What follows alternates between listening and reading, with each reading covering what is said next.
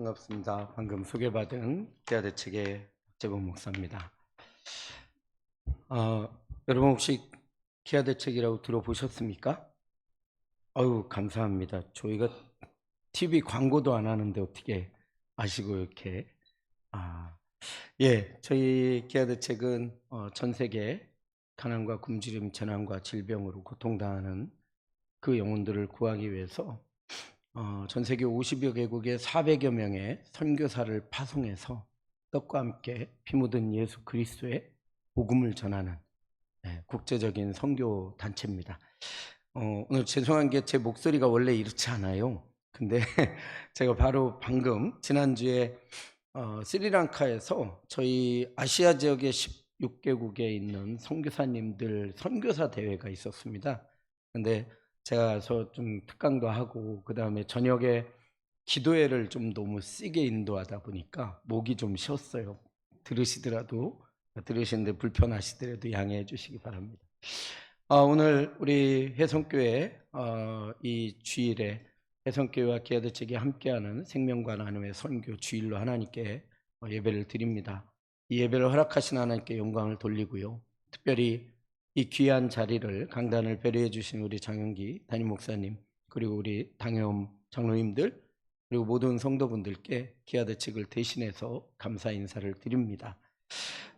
여러분 오늘 제가 말씀을 전하기 전에 잠깐 좀 질문을 좀 드리고 싶습니다.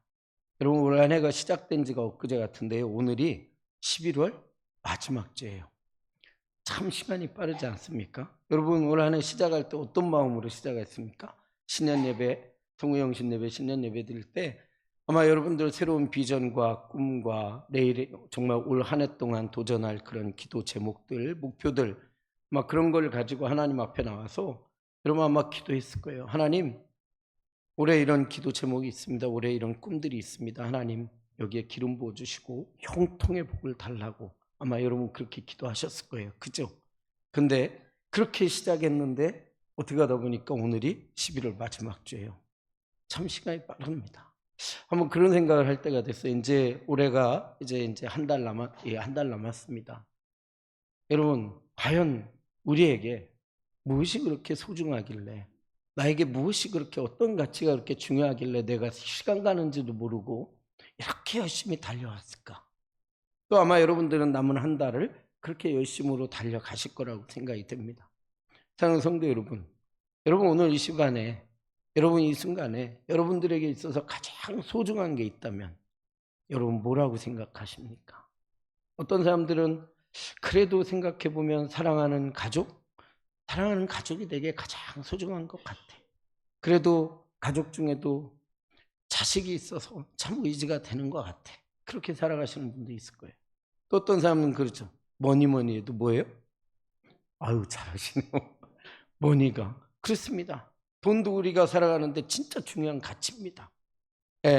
또 그런 분들도 있어요. 내가 오늘 하루 참 먹고 살기 힘들고 하루하루 정말 먹고 싶은 거 못 먹고 입고 싶은 거 안 입고 그렇게 어려운 삶을 살지만 그럼에도 아침마다 눈을 뜰 때 내 심장을 두드리는 무엇? 내일에 대한 꿈이 있었기 때문에 그 꿈이 있기 때문에 내가 하루하루를 열심히 그렇게 살아간다 이렇게 생각하시는 분들도 있습니다. 사랑하는 성도 여러분, 과연 여러분들에게 오늘 세상에서 가장 소중한 게 있다면 여러분들은 뭐라고 생각을 하십니까? 전 누가 저에게 그런 질문을 하면 사실 떠오르는 좀 장면들이 있습니다. 저는요 기아대책에서 올해가 이제 딱 20년 차인데요. 20년 이제 만 20년이 지났습니다. 근데 제가 기아대책에서 많은 이 직책들을 맡고 수행했지만 제가 해외 긴급구 팀장이라는 직책을 가장 마음에 잊지 않고 또 이렇게 안타까움을 가지고 수행했던 그런 직책이 해외 긴급구 팀장이에요. 이 해외 긴급구 팀장은 뭐냐면 여러분 골든아워 골든타임이라고 들어보셨죠? 전 세계 국제적인 재난이 나요. 전쟁이 나고 또 지진이 나고 쓰나미가 나고 이런 가난과 기근이 계속될 때 이 골든아워 유행 기준으로 72시간에서 120시간 3일에서 5일 안에 급하게 들어가야 죽어가는 사람도 살리고 또 팔다리를 절단해야 되는 사람들도 빨리 가서 치료해서 생존할 수 있는 그러한 시간이 바로 골든아워. 제가 긴급구 팀장을 하면서 전 세계 정말 재난지역, 분쟁지역, 이 기근지역에 수도 없이 갔어요. 산 사람보다 죽은 사람을 수도 없이 봤습니다. 여러분, 지금도 우크라이나 전쟁이 계속되지만 정말 많은, 제가 우크라이나에 작년에 2번이나 갔다 왔고, 올해 여러분 티리키에 지진이 나서, 작년에 티리키에 지진이 났네요. 5만 명, 6만 명, 5만 명 이상 올라가고 나선 통계에 잡히질 않아가지고 한 10만 명 가까이 죽었다. 그뿐만 아니라 여러분 일본에 쓰나미 났지 않습니까? 10년 전에 한 3만 명 이상이요 순식간에 죽거나 실종됐어요. 좀 멀리 가면 아마 기억하실 겁니다. 21세기 들어서 가장 큰 재난 중에 하나였던 인도네시아 쓰나미 기억하실 거예요. 그리고 이 인도네시아 쓰나미 순식간에 얼마나 많은 사람들이 죽은 줄 아십니까? 그 쓰나미 하나로 인해서 자그마치 23만 명에서 27만 명이 죽었어요. 산 사람보다 죽은 사람이 더 많은 지역을 다니면서 제가 그런 생각을 해봤습니다. 세상에서 가장 소중한 게 무엇일까? 그런 생각을 해봤어요. 그러면 한 번은요, 제가 아프리카에 갔는데, 아프리카에 그 모잠비크라는 데를 갔습니다. 여러분, 모잠비크가 어디 있는 줄 아십니까? 괜찮습니다. 그 사람들도 우리가 어디 사는지 몰라요. 저희 PPT 좀 한번 보여주실까요? 네, PPT 좀 연결죠. 여러분, 이 모잠비크가 그 아프리카 최남단에 남아공인데 그 옆에 오른손처럼 붙어있는 나라가, 오른쪽에 붙어있는 나라가 남아공, 그 모잠비크입니다.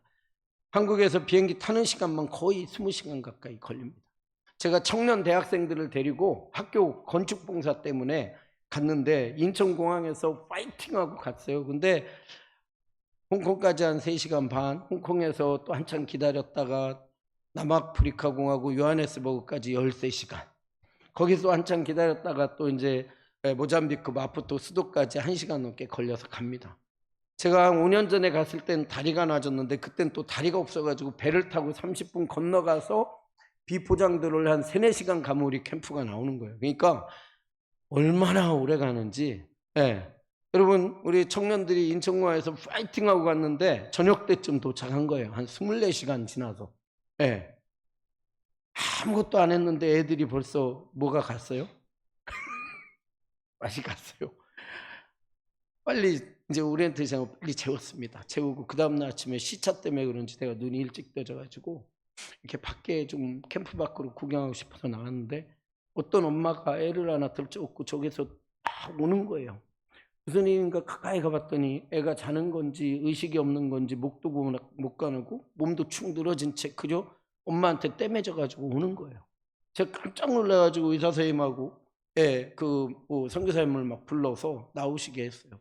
이 엄마가 어떻게 알았는지 저희가 어젯밤에 도착했는데 한국에서 의사가 왔다는 얘기를 듣고 새벽같이 일어나서 1시간을 넘게 걸어온 거예요. 그래서 뉘어놓고 한참을 막 진찰을 하는 거예요. 피도 뽑아 놓고서 이렇게 무슨 막 키트 같은데 여러분 보시면 우리 코로나 키트 같이요, 말라리아 키트 같은 게 있는데 거기다 막 피를 뽑고 한참을 진찰을 합니다.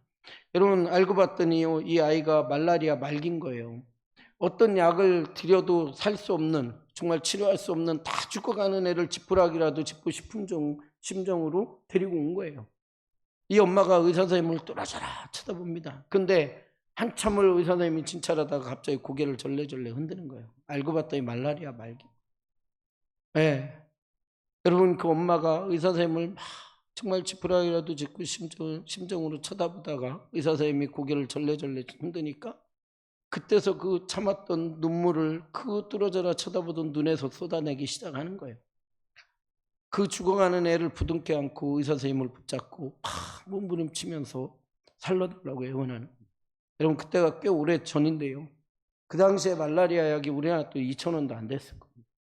근데 그 2,000원도 안 되는 말라리아 약이 없어서 죽어가는 애를 부둥켜 안고 그렇게 몸부림치면서 우는 그 엄마들의 눈물을 참 많이 봤습니다.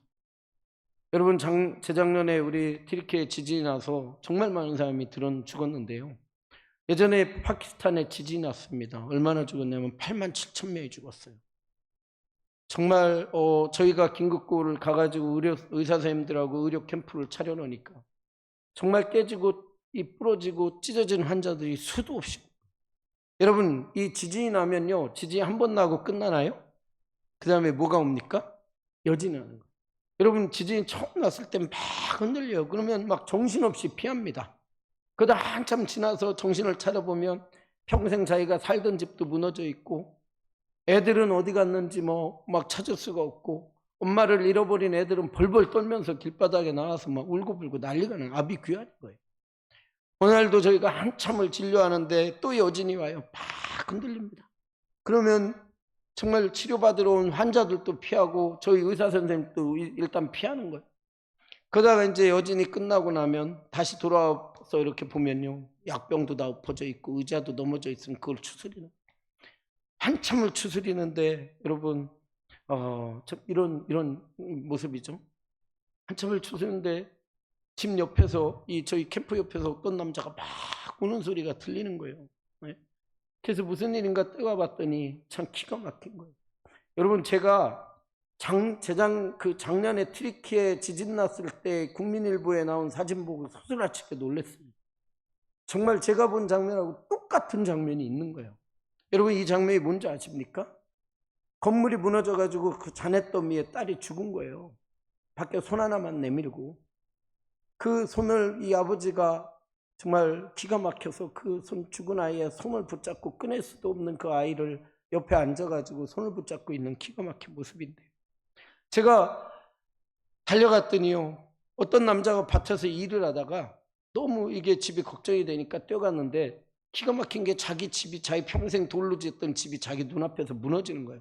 얼마나 기가 막히겠습니까? 그런데 더 기가 막힌 게 아들내미가 집이 흔들리니까 겁이 나가지고 문 밖으로 뛰어나오는 순간 집이 무너졌어요. 여러분, 가까이 갔더니요, 진짜 돌무더기 속에 손 하나만 이렇게 나와요. 이 아버지가 눈이 뒤집혀가지고 그 손을 끄집어 내려니까 끄집어 나옵니까? 동네 사람들이 와가지고 막 돌무더기를 하나씩 치우는데, 여러분 가까이 가서 보니까 머리가 깨져가지고 피가 난자한 거예요. 그때서 이 아버지가 그 죽은 애 손을 얼굴에 비벼가면서 그 자리에 주저앉아서 막 봅니다.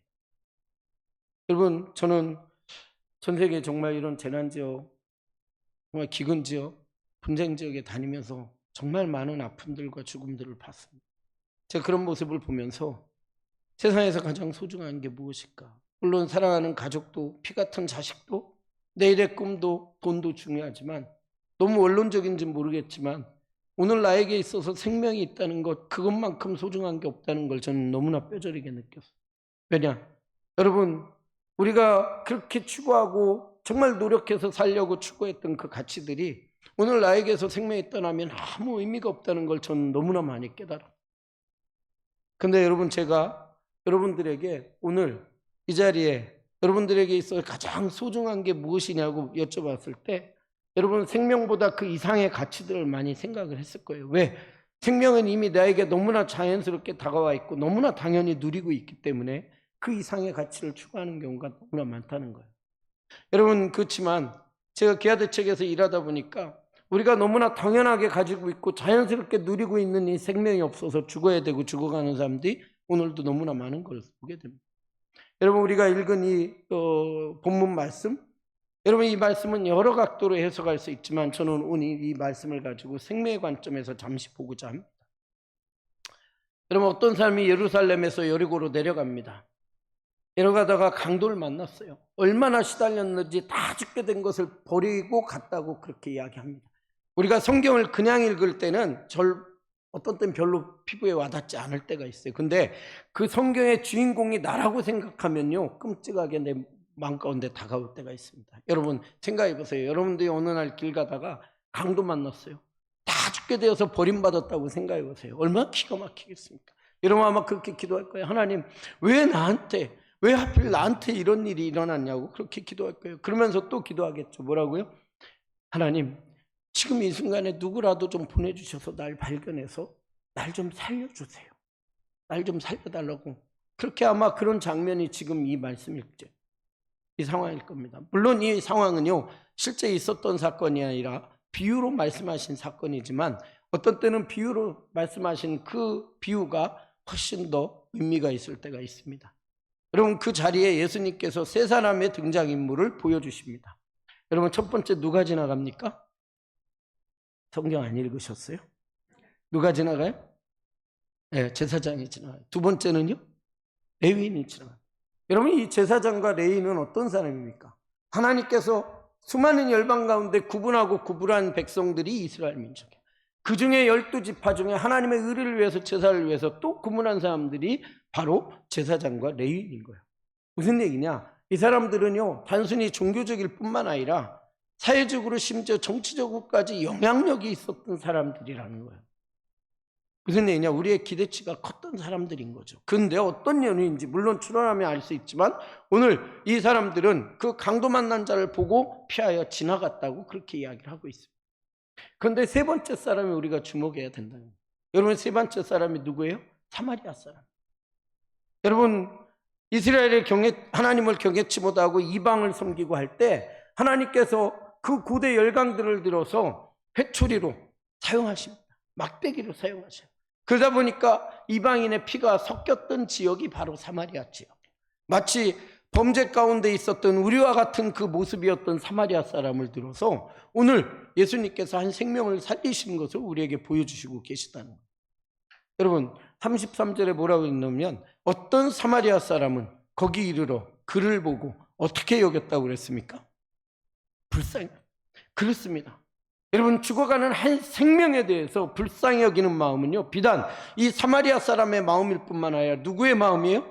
이 말씀을 비유로 말씀하시는 예수 그리스도의 심장이고 아버지 하나님의 마음인 것을 우리가 알아야 된다는 거예요. 그렇습니다. 여러분, 우리가 교회에서 전도하라 합니다. 여러분, 새 생명 축제주일, VIP 초청주일을 정해놓고 전도하라고 해요.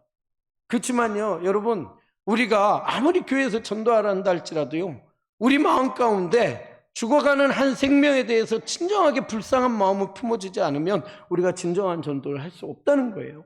그렇습니다. 여러분, 전도 대상전 전도 대상자고, 여러분, 친구는 친구가 따로 있는 게 아니에요. 직장의 동료가 따로 있는 게 아니에요. 가족들이 따로 있는 게 아니란 말이에요.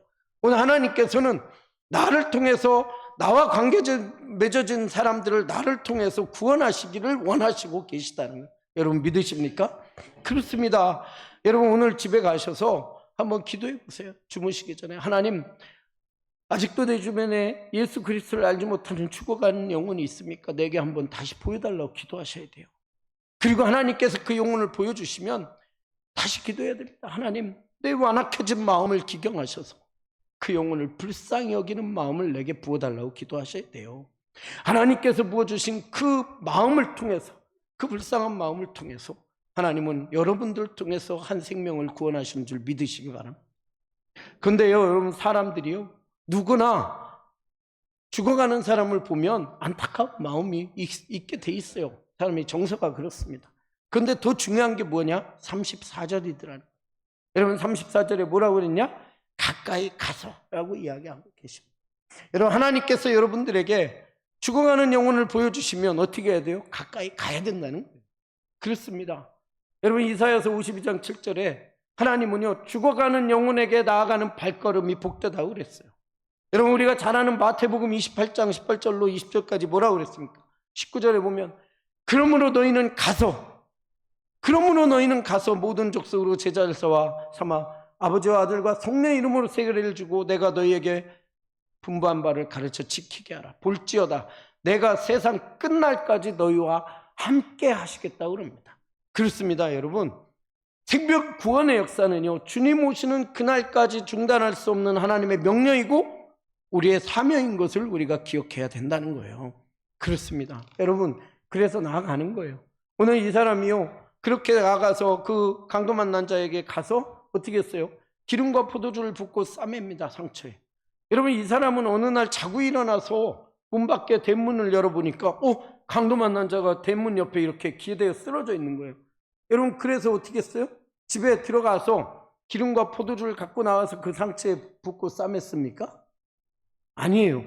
이 사람은 33절에 보면 어떤 사람이었다고 그래요? 여행하던 사람이에요. 여러분, 지금은요, 스마트폰 하나만 있으면 모든 게 다 가능합니다. 제가 어제 올 때도 스마트폰으로 예약하고 숙소도 예약하고 커피도 사 먹고 요즘은 스마트폰 하나만 있으면 다 돼.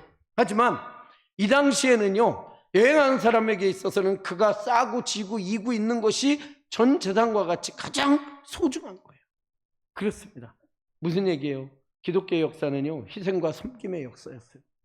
수많은 믿음의 선진들의 눈물과 피와 땀과 순교의 피가 오늘 이 땅에 예수 그리스도의 복음을 들어오게 했고, 이 혜성교회를 세우게 하셨고, 오늘 그렇게 들어왔던 것처럼 또 나와 이 혜성교회를 통해서 이 땅에 편만하게 흘러가기를 원하시고 계신다는 거예요.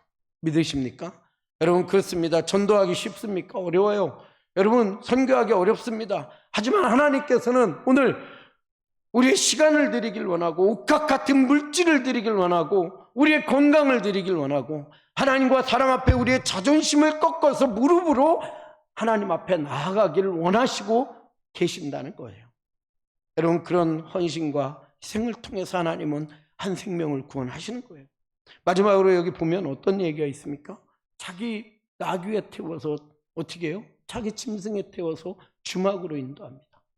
여러분, 누가 여러분들에게 여러분들의 인생의 안식처, 영혼의 주막이 어디냐고 물어보면 여러분 어디라고 이야기하시겠어요? 하나님이 만들어주신 가장 작은 천국인 가정 맞습니다. 근데요, 제가 기아대책에 있다 보니까요, 그 하나님이 만들어준 가정이 그 사람을 의지할 수 없고 오히려 그 사람의 걸림돌이 되게 하는 경우도 많이 있더라고요. 여러분, 그렇습니다. 누가 여러분들에게 여러분들의 인생의 안식처, 영혼의 주막이 어디냐고 물어보면요, 이 광야 같은 세상, 정말로 21세기 이 광야 같은 세상에 하나님이 세워주신 장막인 이 혜성교회가 나의 인생의 안식처, 영혼의 주막이라고 고백해야 될 줄 믿으시기 바랍니다.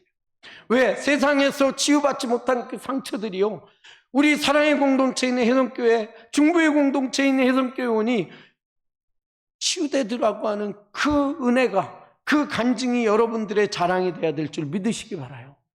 여러분, 세상에서 해결되지 못한 그 갈증이 오늘 하나님의 안에서 흘러나오는 예수 그리스도의 배에서 흘러나오는 생수로 말미암아, 목사님의 설교로 말미암아 여러분 해결되고 치유되고 여러분 새로운 비전을 꿈꾸게 되는 그러한 역사가 일어나더라고 하는 것이 여러분들의 간증이 되어야 될 줄 믿으시기 바랍니다. 여러분, 오늘 스토리는 이렇게 진행이 됩니다. 이렇게 진행이 되는 거예요. 근데요, 여러분, 이 말씀은요, 사실은 우리가 읽지 않은 25절부터 시작이 되는 거예요.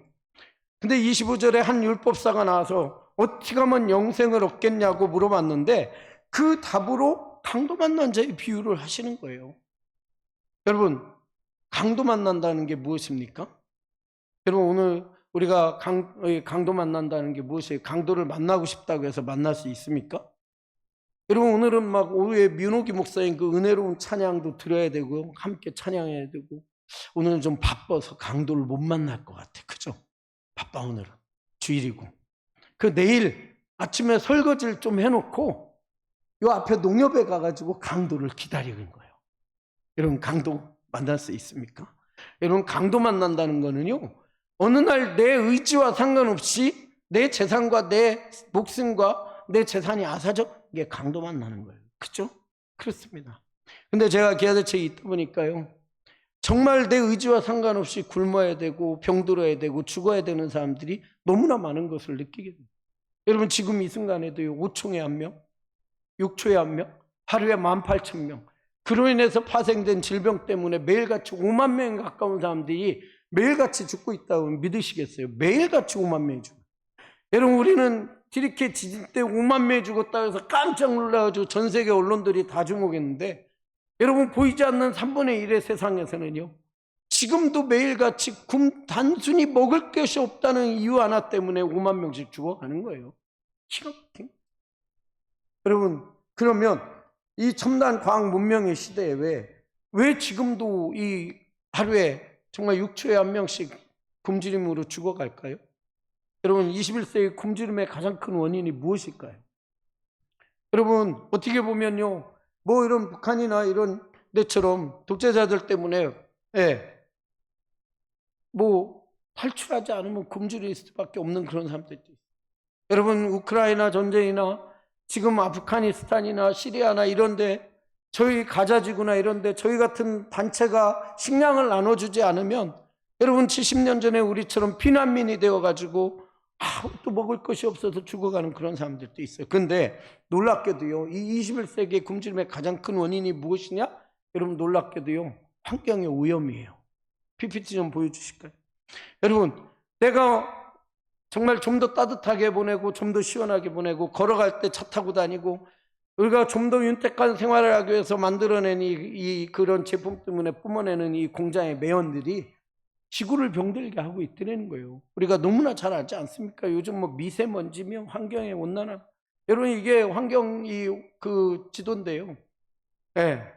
지금 이제 뭐 여러분 인도 같은 경우 올해 막 52도가 올라가가지고 사람들이 막 더위 때문에 죽어가는 거예요. 예? 이게 여러분 엘니뇨 지도인데요. 어느 나라에서 어느 지역에서는 비가 너무 안 와서 날리고 어느 지역에서는 비가 너무 많이 와서 날리고. 여러분, 방글라데시는 1년에 3개월을 그냥 물에 잠겨서 사는 거예요. 하류에서는.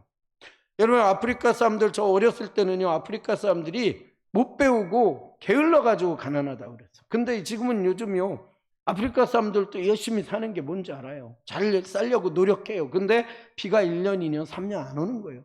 그러면 어떻게 되겠어요? 못 사는 거예요. 여러분, 이게 아프리카에는 차도 호수입니다.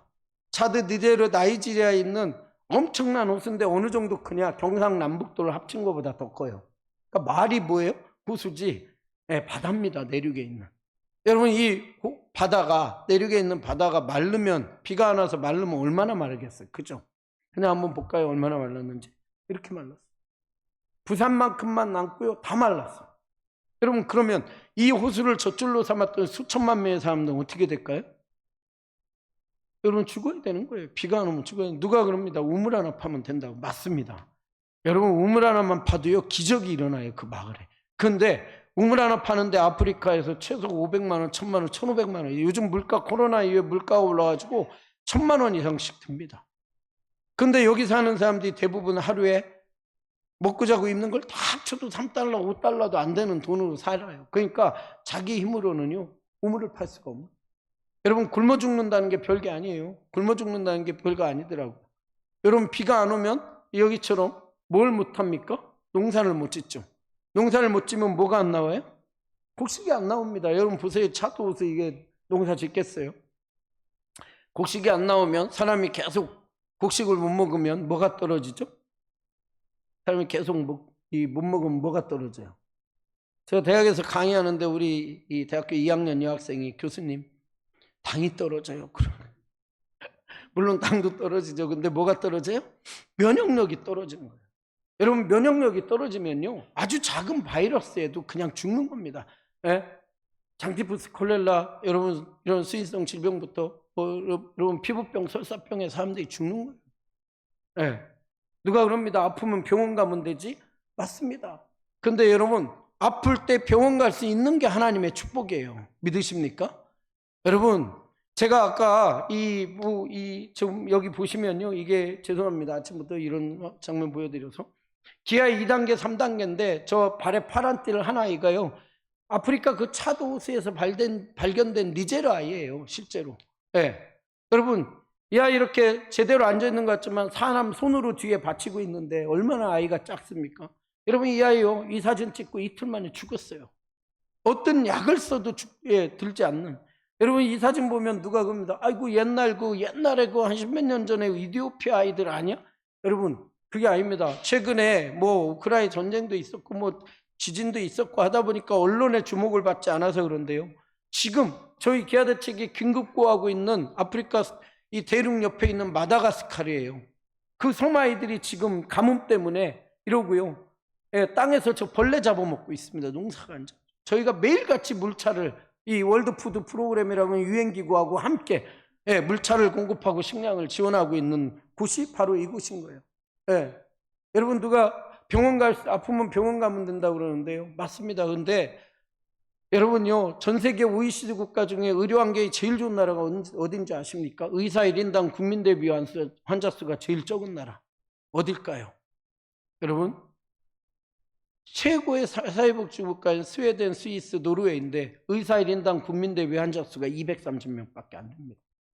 우리나라 요즘 뭐 의학, 뭐 의료 이런 대란이 뭐라고 하는데 우리나라는 많이 좋아졌어요. 의사 1인당 환자 수가 440명, 30명대로 떨어졌습니다. 그래도 여러분 부족하죠. 근데 여러분 이 아프리카 니제르 아까 정말 이틀 만에 죽은 아이가 사는 그 지역은요, 의사 1인당 환자 수가 몇 명 정도 될까요? 과연 몇 명 될까요? 10,000명? 20,000명? 여러분 자그마치 49,700명이에요. 제가 처음에 모잠비크 그 엄마, 아니 애가 그 지경이 되도록 뭐하고 있다가 한국에서 의사가 오니까 그때 데리고 나왔냐? 여러분 모잠비크는 5만 명이 넘습니다. 태어나서 한 번도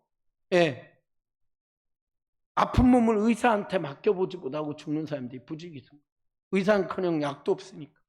그러니까요, 이런 아이들이요, 물을 뜨러 가는 거예요. 2시간, 3시간씩 그 말라진 그 강바닥을 파서 물을 떠와야 한 식구가 사는 거예요.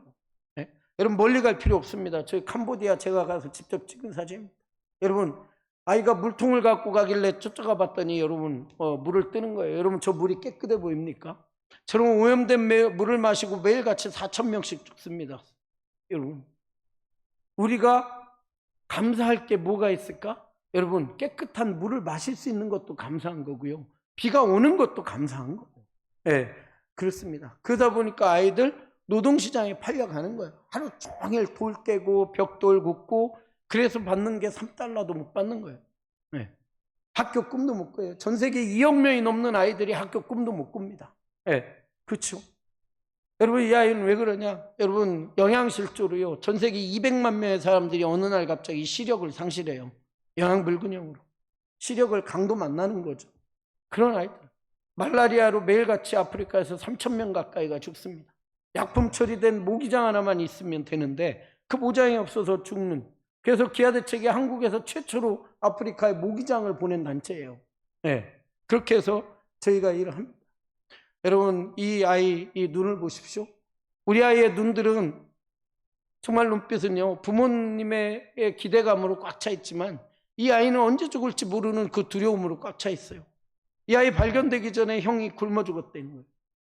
유엔에서 응급조치를 하고 나서 네 소원이 뭐냐고 꿈이 뭐냐고 그랬더니 어느 날 한 번이라도 배부르게 뭐예요? 먹어먹고 죽는 게 소원이라고. 먹고 살아야 돼요. 여러분 참 기가 막히죠. 저는 오늘 해성교회에서 정말 이 생명과 나눔의 선교 주의를 있게 할 수 있게 배려해 주셔서 너무 감사드리고, 목사님께서 이런 소식을 듣고 정말 우리 새성교회가 이 땅에 죽어가는 그 생명들을 살리는데 우리 함께 했으면 좋겠다 해서 오늘 이 생명과 나눔의 선교주의를 하고 있습니다. 여러분 특별히 두 나라 아이들이 저 밖에 사진이 와 있는데요, 그 나라에 대해서 잠깐 좀 설명하고 말씀을 마치도록 하겠습니다. 여러분 두 나라 중에 한 나라는 미얀마입니다. 지금 군사 독재 쿠데타가 일어나가지고 정말 수많은 사람들이 죽고 있는 그런 나라인데요, 이 미얀마는 어떤 나라냐? 불교의 나라예요. 예. 인구의 거의 88%, 89%가 불교를 믿는 나라예요. 이 버마는요, 135개 종족이 삽니다. 이게 많이 살죠. 135개 종족이 사는데 그 중에 버마족, 옛날엔 버마라고 했잖아요. 미얀마가. 버마족이 70%를 차지해요. 이 70%를 차지하는 버마족은요, 인구의 99%가 불교를 믿는 나라예요. 태어나서 한 번도 예수 그리스도의 복음을 들어보지도 못한 그런 사람들이 사는 나라입니다. 태어나서요, 이 사람들은요, 이게 셰다공 파고다라고 이 미얀마 중심에 있는 이 사람들이 영적인 지주입니다. 네. 여러분 근데 이 사람들은요 이렇게 불탑에 나란 거예요. 네. 옛날 그 수도인 바간이라는 데 가면 불탑이 한 5,000개 있었다는데 지금은 전쟁 때문에 한 2,000 몇백 개가 남았는데 여전히 이렇게 불탑이 있는 나라입니다. 아이들이 이 나라는요, 태어나서 남자들은요 죽을 때까지 평생 3번 승려가 돼야 되는 나라인 거예요. 3살부터 9살까지는 무조건 일주일 이상은 가서 동자승이 돼야 되는 거예요. 그 동자승들이 아침에 가보면 다 일어나가지고 줄을 서가지고 탁발을 하러 다니는 거예요. 네, 이렇게. 참 기가 막힙니다. 네. 그리고요, 또 하나는요, 예, 여기 보면은 이 불상들 옆에 보면 이상한 사람들이 이렇게 서 있는데 저게 나시라고 하는 종교인데, 예, 토속 종교입니다. 37명의 정말 한을 품고 죽은 악신이에요. 그래서 이 신을 섬기지 않으면 나를 해코지 할까봐 이 악신들을 섬깁니다. 집집마다 섬깁니다. 그러니까 그냥 평생 불교와 그냥 악신으로 섬기고 붙잡혀서 사는 거예요. 근데 여러분, 이 불교가 뭐냐? 이 미얀마 사람들은요, 내가 이렇게 사는 것, 그리고 군사정권 안에서 사는 것, 이게 다 뭐예요? 그냥 전생의 업 때문에 그렇게 산다고 생각하는 거예요. 발전이 없죠. 여러분, 그런데다가 최근에 군사 쿠데타가 일어나가지고요, 작년까지만 6천 명이 넘게 죽었다는데 지금 한 10,000명 이상 계속 내전이 일어나서 계속 죽어가는 거예요. 옛날 우리 광주도 아픔이 있었지만요, 지금 그런 아픔들이 계속해서 일어나는 겁니다. 네, 수많은 사람들이 죽어가고 있고 체포되고 있고 고문을 당하고 그런 아픔 가운데 있다 보니까 여러분, 경제가 그냥 완전히 망한 거예요. 여러분, 저 불탑이요, 네, 그냥 모양만 황금 같죠? 아닙니다. 저 불탑의 3분의 1이 실제 금 70톤으로 만들어진, 쌓아 올린 거예요. 저 금만 팔아도 미얀마 사람들 잘 먹고 잘 살 수 있다는 거예요. 지하 자원의 보고입니다. 전 세계에서 두 번째로 큰 다이아몬드가 이 미얀마에서 나온 거예요. 근데 여러분, 지금 미얀마는 어떻게 사냐? 여러분, 미얀마가요, 전 세계 190개 국가 중에 GDP를 이렇게 발표하는 166등이에요. 거의 꼴찌. 에? 여러분, 하루에 먹고 자고 입는 걸 다 합쳐도 3달러, 받아 3달러밖에 안 되는, 5,000원밖에 안 되는 돈으로 하루를 먹고 사는 거예요. 그러다 보니까 여러분, 수도가 어디 있습니까? 에? 물 떠다가 먹고, 집집마다 이 물통이 있고 항아리가 있어요. 그리고 이렇게 사는 거예요. 정말 가장 옛날에 미얀마가 우리나라 쌀을 지원해 줬던 나라예요. 축구도 잘했던 나라입니다. 그런데 지금 아시아 인도차이나에서 제일 못 사는 나라 중에 하나로 전락해 있습니다. 애들 학교 제대로 못 갑니다. 여러분, 이렇게 사는 거죠. 참 기가 막혀. 그뿐만 아니라 여러분, 잠비아 아이동들도 있는데요, 잠비아는 바다가 없는 나라다 보니까 아프리카에서 최빈국 중에 하나인 거예요. 다행히 이 나라는 옛날 영국 식민지로 인해서 기독교가 전파됐지만, 제대로 된 기독교가 이 훈련이 안 되다 보니까 그냥 약간 막 미신같이 믿는 거예요. 여러분, 저런 데서 삽니다. 여러분, 제가 그랬죠. 아프리카 사람들, 여러분, 매일같이 3,000명 가까운 사람들이 이 말라리아에 걸려요. 여러분, 말라리아에 1년에요 2-3번 걸리는 건 기본입니다. 그러다 보니까 죽는 거예요. 왜 말라리아에 걸리겠어요? 저게 집입니다. 대문이 있습니까? 창문이 있습니까? 다 뚫려가지고 저런 데 살다 보니까 그냥 맨날 고통 가운데 죽습니다. 더 안타까운 거는요, 이 물도 없어서 이런, 여러분, 이 가둬둔 이 물 고여가지고 이것 떠다 먹는 거예요. 근데 더 안타까운 거는요, 이 잠비아는요, 지구촌에서 가장 조운이 심한 나라입니다. 15살에서 19살까지 여러분, 강제로 시집을 가는 아이들이요, 몇 퍼센트나 되냐? 30%가 넘습니다. 그 중에요, 28%가 15살에서 19살에 아기를 낳습니다. 맨날 남편한테 두드려 맞아요. 어떻게 시집 가는 줄 아십니까? 그냥 할아버지가 와가지고 염소 한 2마리, 3마리 주면 딸을, 가난하니까 입 하나 돈다고 그러고선 그냥 주는 거예요. 참 기가 막히죠. 그래서 여러분, 우리 기아대책 선교사님들이 가서요, 이 아이들에게 여러분 꿈을 주는 거예요. 여러분, 이 아이들이 제일 소원이 뭐겠어요? 매일같이 소원이? 아까 얘기한 것처럼 밥을 먹어보는 거예요. 우리는 밥 먹는 게 당연하지만 이 아이들은요, 밥 먹는 게요, 정말 매일같이 하루에 한 끼밖에 못 먹습니다. 아프리카 사람들은. 아침에는 무슨 차 같은 거 하나 먹고, 그리고 저녁 때 밥을 먹는 거예요. 그러니까 여러분, 밥을 먹는다는 거 기가 막힌 거예요. 너무나 행복한 거예요. 여러분도 한 달에 우리 아이들 영적으로 입양해가지고 지원해 주시면요, 이 아이들이 매일같이 밥 먹는 기쁨을 누리는 거예요. 이렇게 급식을 합니다. 여러분, 이 아이 얼굴을 보세요. 참 얼마나 행복해 보입니까? 이 미얀마 아이들. 여러분, 미얀마 아이들은 이렇게 다나카라고 해서 나무 뿌리를 이렇게 갈아가지고 피부 보호제처럼 이렇게 발라서, 이게 어린아이하고 여자아이들은 다 얼굴에 뭐가 있어요. 처음에 가면 이상하지만 되게 귀엽습니다.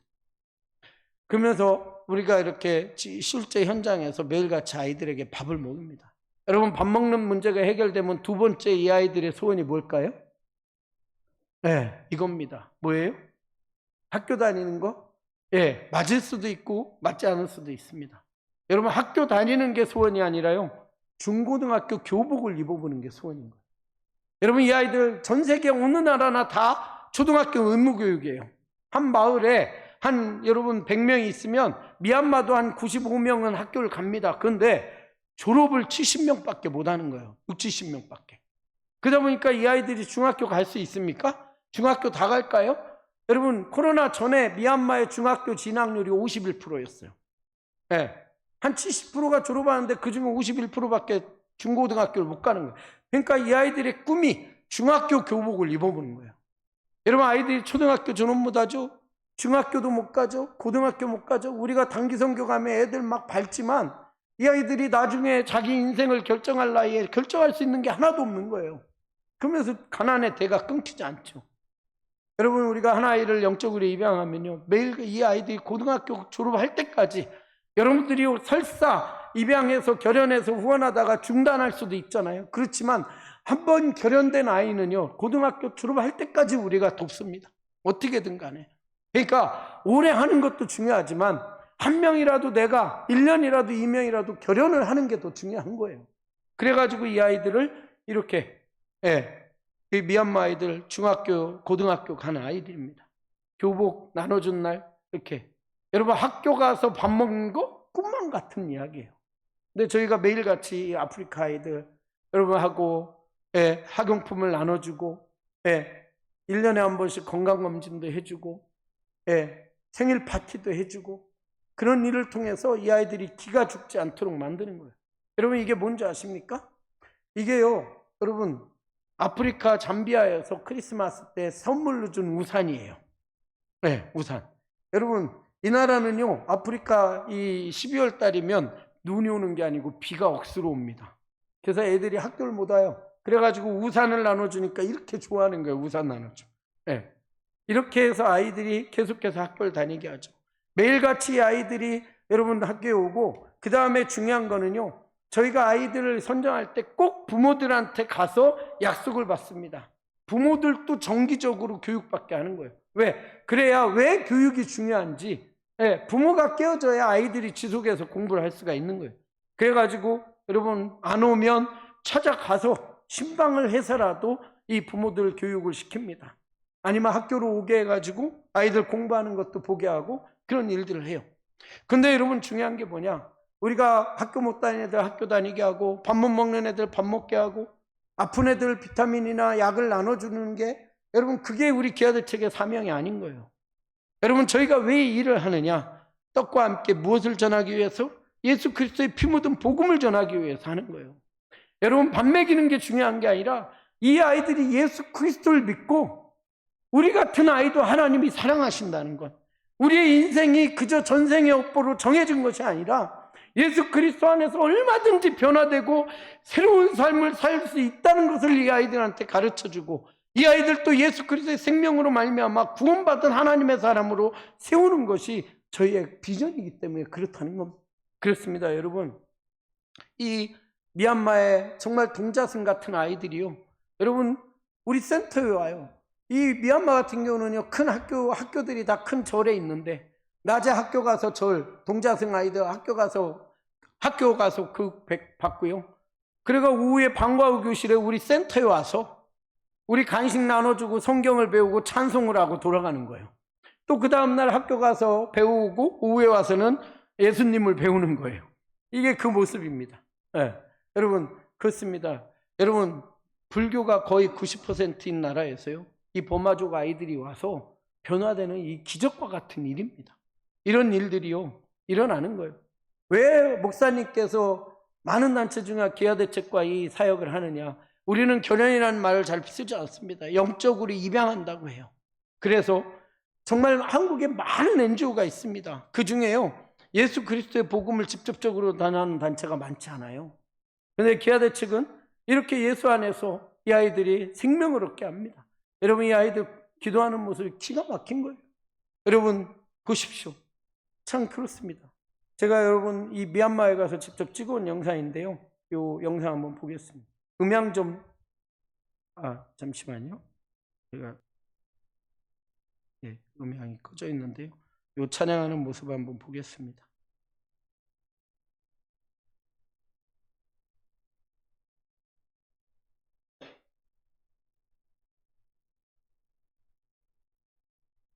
아이고, 안 되는데요. 시간이 많이 가서 못 보겠네요.